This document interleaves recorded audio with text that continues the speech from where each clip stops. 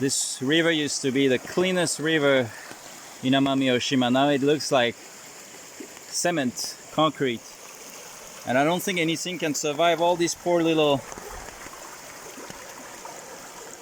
animals.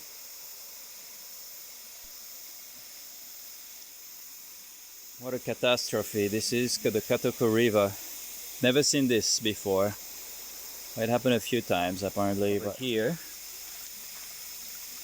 so the water here is super clear. But here, it's a disaster from here. You can see here the clear difference.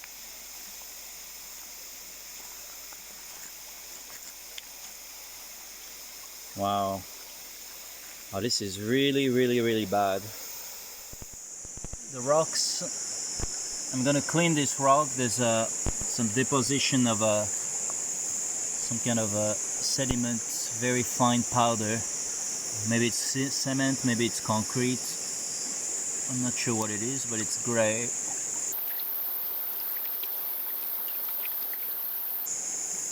That's how the rock should look.